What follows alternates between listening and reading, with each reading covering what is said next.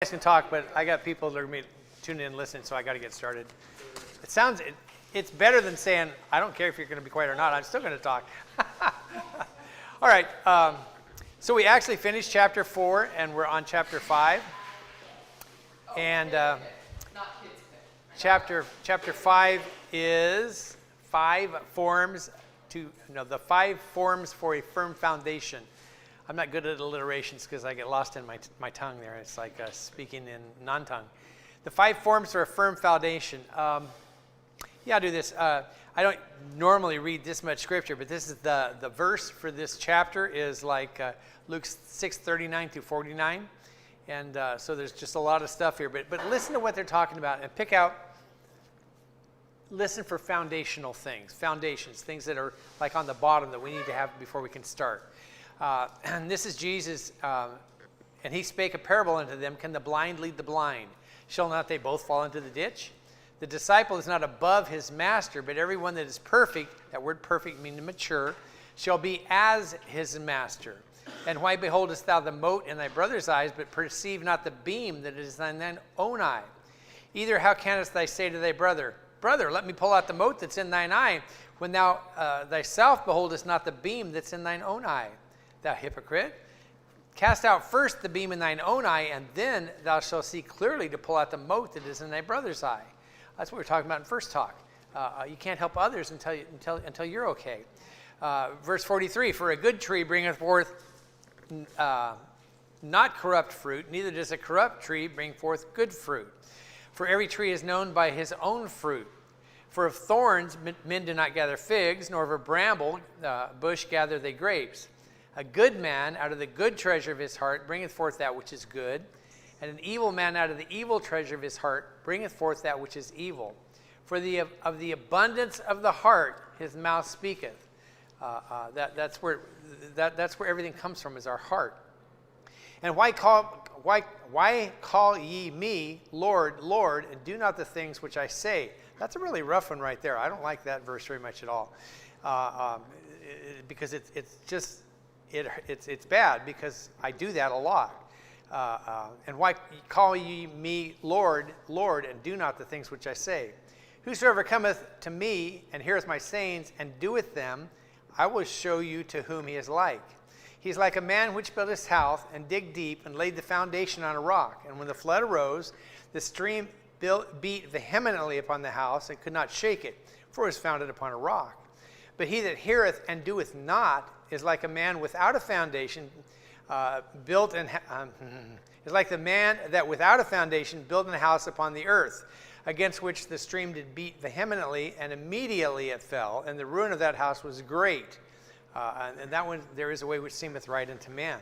Okay, now we've looked at a lot of absolutes as we've been going through this Nevertheless I Live. We've looked at a lot of absolutes, the form of foundation on which to build our Christian life. Some of the stuff we've studied and learned about, taught about. We've seen the truth of our inner man, our spirit. We have one.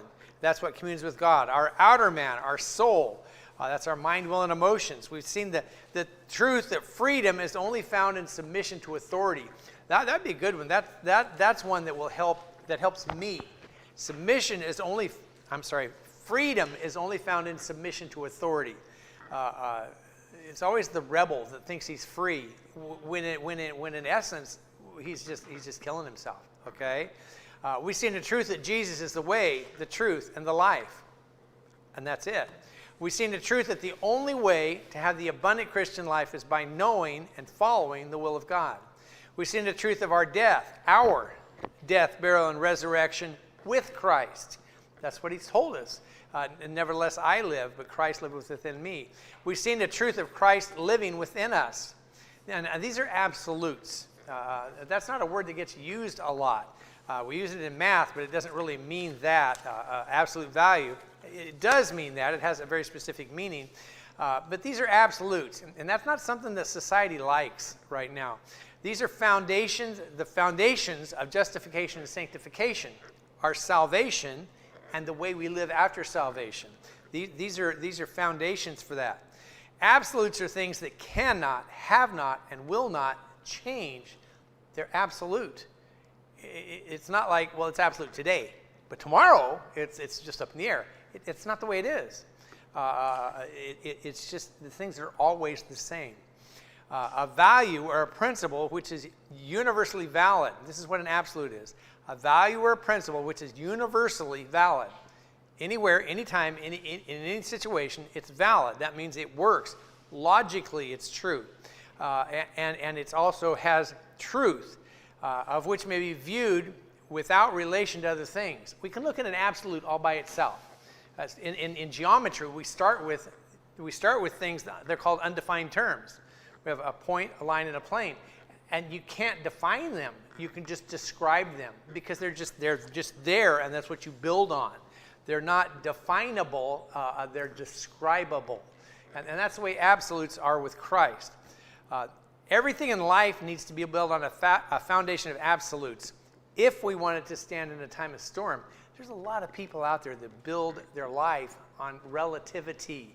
That it's true now, but it's going to change later. Well, I meant that when I said it. You know, we got married and I meant everything I said, but things have changed and, you know, and I don't love you anymore. All this other stuff. That's just not the way it works. What? What's love got to do with Well, it? yeah. What's love got to do with it? You know, and in the way they speak of love, seriously, what does love have to do with it? Because that word love used in that way doesn't have anything to do with love very much. Because they're talking about this feeling, this emotion. And y'all know this, love is not a feeling. It's not an emotion. It's work, it's a determination, it's a thing we build. And the feeling comes, and sometimes the feeling doesn't come, but it doesn't change the truth of love. And if you don't build a relationship, especially a marriage, on that, because, you know, feelings come and go. They do. And they're fleeting. Don't go with your heart. We had a very interesting discussion with a guy last week. After most of you left, it was like I was mostly just quiet because there wasn't much to say. No, I'm serious. He's a good guy, but he would talk in circles. He'd start here and he'd go over here, and then he'd just talk himself in a circle. And I even said, you know, I'm not trying to be offensive or rude here, but you're talking in circles. You said this, and then you said the opposite. And I'm like, I don't know what to say, you know, because anything I say is going to be taken badly. I can't react to that because and then I can't react to that because no matter what you say, anyway. Well, you know, that's I'm online, so I can't say that, but I guess I could. This is RU. I could say anything I want within reason. That's what one of my philosophy professors used to tell us. He taught logic, you know, and speaking and all this. And he said, and I don't think he was just joking. He says, if you can't beat him with logic, baffle him with bullshit. You know, no offense, but you know, it's RU. I can say things like that. And I used, watch this. I'm really good at that. I used to love to debate people, and I could just turn a conversation and take it anywhere I want because I'm good with words. Preachers said that many times too. He said if he wants to, he can get you to believe. Just, you know, he can just talk circles because he's so good with words. And it's not about being good with words. They're absolutes. And absolutes doesn't matter if you're good with words or not. They don't change. They are absolute. You can't argue with them. You can't deny. They just are there because they're there. You know, just things like that's one reason I kind of like math because, you know, 2 + 2 is 4, and that's kind of we're done with it. There's no place else to go. Now, I can show you all the little paradoxes and all the weird things and all this stuff, but truly, it is what it is. No, not even that. There was one online the other day, you know, what's the answer to this? And it's got this divided by this times this plus this, and there's like there's at least 3 different ways according to the rules of math that you can work that and get different answers, and they're all right. So that's just kind of a trick, though, in the way the language is built. But I don't want to go there, okay? Because I will, and then we'll never get anything done, okay? A house has to be built on a good foundation if it's to stand. Rich works on houses all the time. If you walk into a house and you see this big crack on the wall, that's usually a sign, uh-oh. Something's going on. Things are moving, big things. That's not good. It's a foundational problem. Okay? But a house built on a good foundation Now, it still has to be built properly, but on a good foundation, it'll literally stand forever. Okay? A business has to be building on a good foundation if it's to succeed.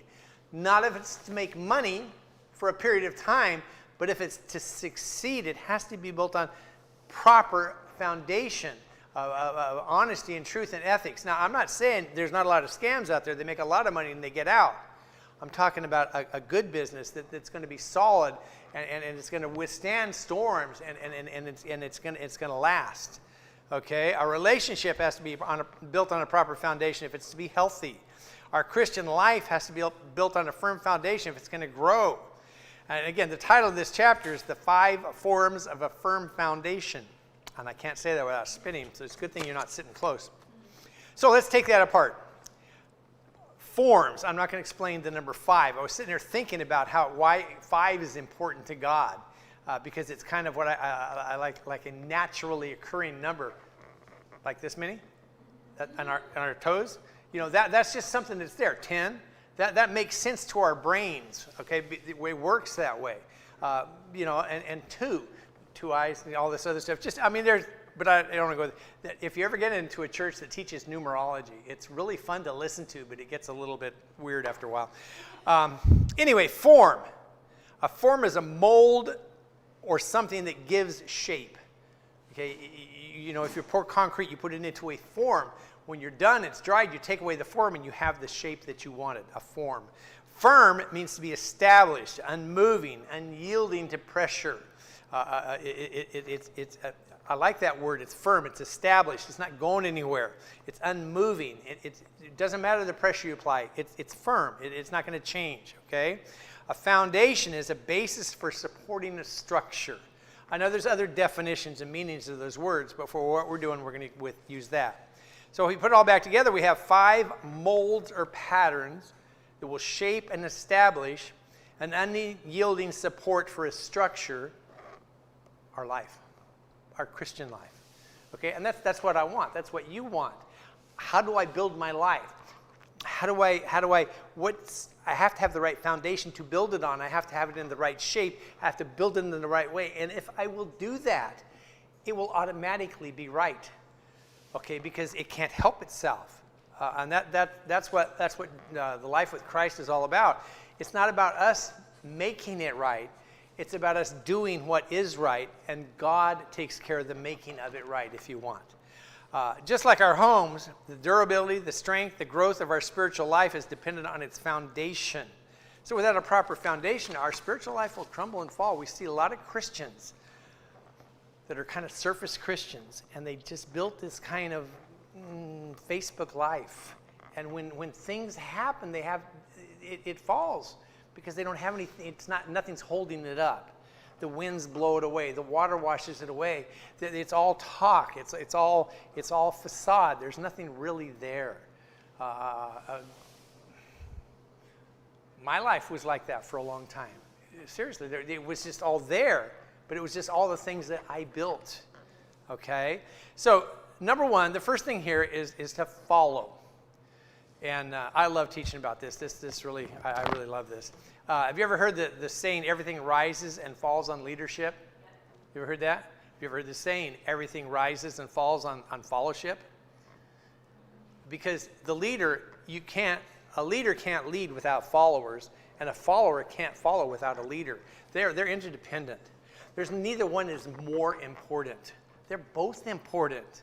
But I was also thinking, you know, how does a human starts off as a baby and grows into a child and grows into a teen and grows into an adult? So a leader usually starts as a simple person, and then they become a follower. And then they become what I like to call a first follower. That's a leader of other followers, but is still a follower themselves. And then they become a leader. And then a very, very few become a leader-teacher, one that teaches others to lead. But it's incremental, and it starts down there on the bottom being a follower. Will never be a good leader. You will never be a good leader until you first learn to be a good follower. The lessons that you need to learn to be a leader are learned by being a follower. because people will not follow you if you don't know how to follow others. And that's usually pretty obvious. Somebody can make you a leader, but that doesn't mean that you're going to be a good leader. That doesn't mean that you're going to make it so people want to follow you. Because the leadership is not predicated on strength and fear. It's predicated, the best leader, Jesus Christ. People followed him because they wanted to do. He was a servant leader. Okay, he served and did as he asked them to do. He was in front, and he was always teaching. He was the master leader teacher. But he did that by first becoming a servant. And then people saw that, and they wanted to be as he was. And so they wanted to do. His suggestion ended up being what they wanted to do and did. Okay, and that's the best way to lead. So to follow, so the first form or pattern we have to establish is to learn to follow. And we have to choose. This is like so important. We've got to choose who to follow. And we've got to learn how to follow. Okay, and to follow, some of the definitions for follow. To come in order after time. This happened first and that followed afterwards. Okay, a time thing. To move in the same direction. I'm number 3 in line. I'm following number 2. I'm just moving in the same direction behind them. This is where it starts to get really good. To accept as a guide. To accept as a guide or leader. To accept the authority of. Or to give allegiance to. That's following. That means I am empowering the leader. You, as a follower, empower your leader by accepting them as a guide or accepting their authority. You allow them to lead. You empower them to lead. Because if you refuse to follow, they can lead all day long, but they ain't leading nobody. They're just walking. Okay? So a leader has to have a follower, and the follower helps the leader. The next is to conform to follow, to comply with, to follow, to act in accordance with, and here's the big word, to obey. Follower, to obey. And then to imitate or copy, okay? And those can be bad words or good words, but we're told to imitate Christ, to be in the image of Christ, to try to be like Christ. And then where we started that big long passage of Scripture, Luke 6:39 and 40, can the blind lead the blind? Now, this is a rhetorical question, setting the stage for Christ's teaching on fellowship. Shall they not both fall into the ditch? And that's blind leading the blind. If you really think about it, the best person to lead a blind person is a blind person because they know what the second blind person is thinking. And a good blind leader can lead like no sighted leader can lead a blind person, if you think about that. I don't know if that has anything to do with what I'm talking about, but it's very true. If I'm a blind person and I'm following a sighted person, okay, as this sighted person walks along, because I can see the leader, I don't understand that they don't see. And so I can step down a curb without saying anything, and they're like, boom, because they don't know it's there. But if a blind person is leading them and the blind person understands, because the blind peoples are fairly independent. I had some friends out in California. This lady is just legally blind. And she kept house, she cooked, she had recipes, she bought clothes, she did everything except drive. I saw a picture on Facebook the other day, this really expensive car with a stick shift and Braille on it.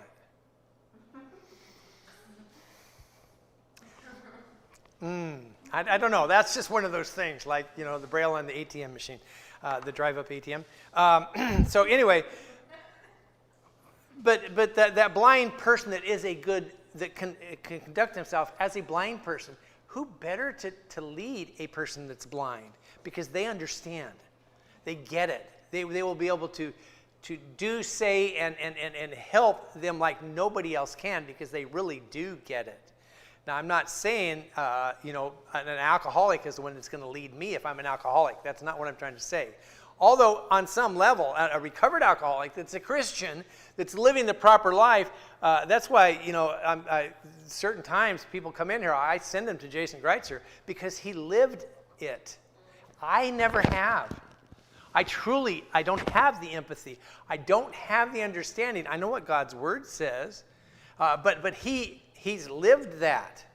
And he was blind, and now he can see, and I can't even think of anything better. That's even best.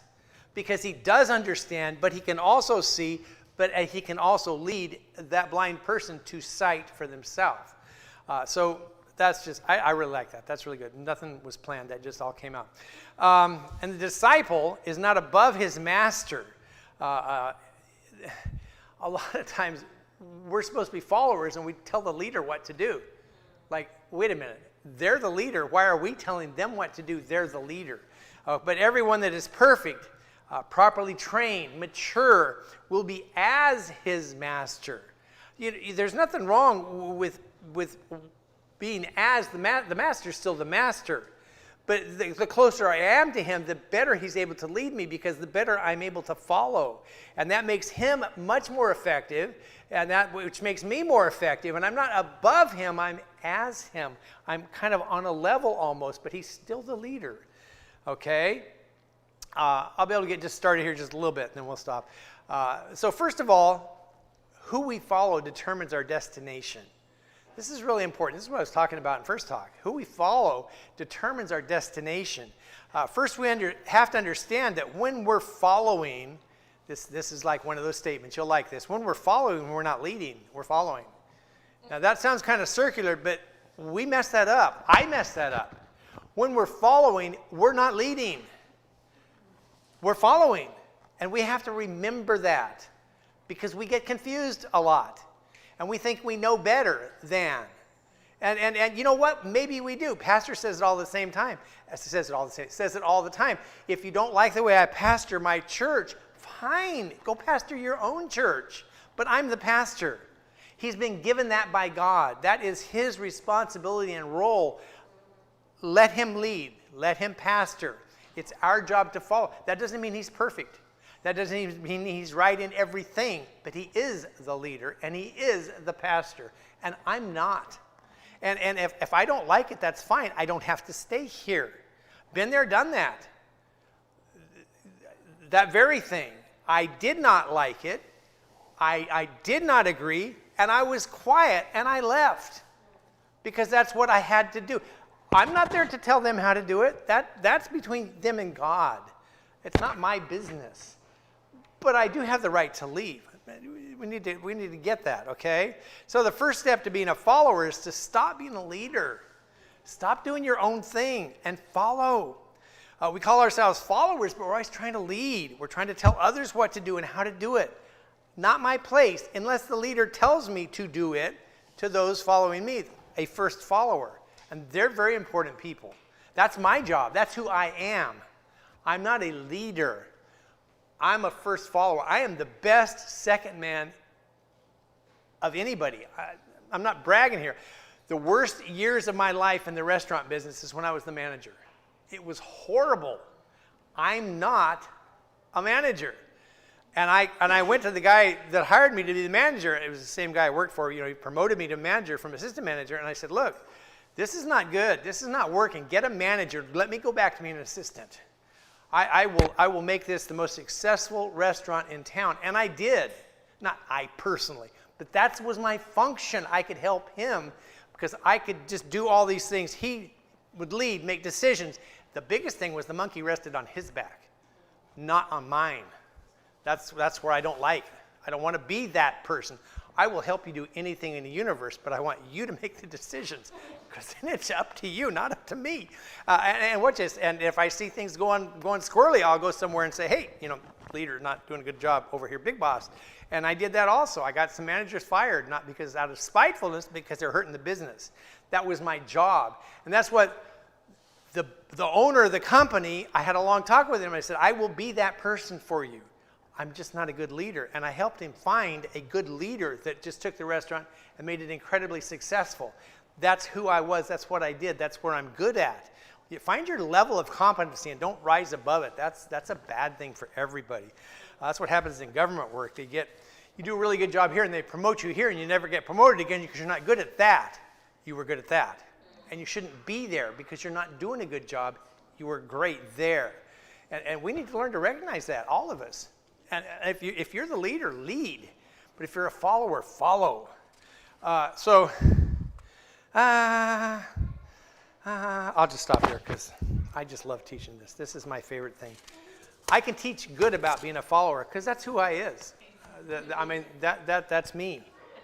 I'm not as good at teaching about being a leader because that's not me. But I study leadership.